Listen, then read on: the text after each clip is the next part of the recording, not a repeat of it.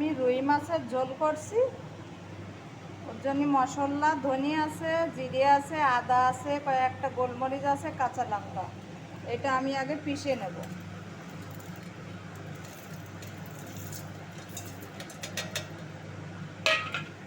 কড়াইতে তেল দিয়েছি, এখন আমি দেব গোটা মশলা, সব কিছু আছে এর ভিতরে।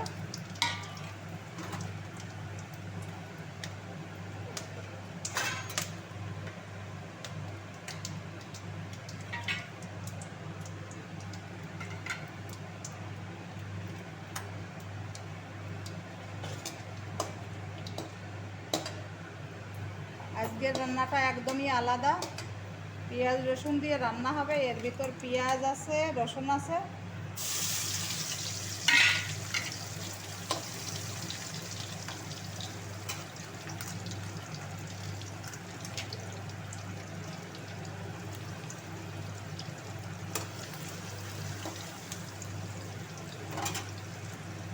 মশলা আমার হয়ে গেছে, মশলা এখন তেল ছেড়ে দিয়েছে।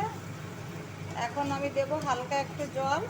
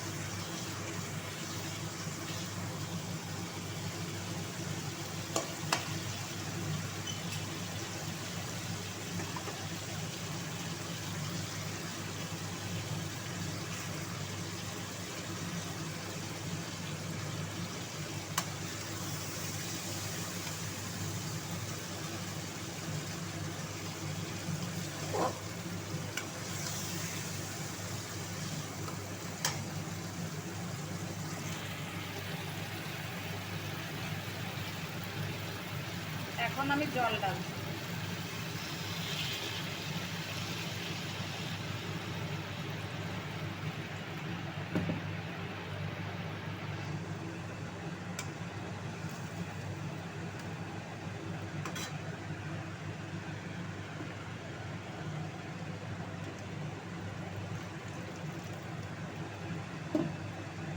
রুই মাছের ঝোল আমার হয়ে গেছে, এখন আমি একটু গরম মশলা ঢালছি। দেখতে যেমন সুন্দর, খেতেও তেমনি সুস্বাদু। বন্ধু, তোমরা এইভাবে রান্না করে খাবে, ভীষণ ভালো লাগবে।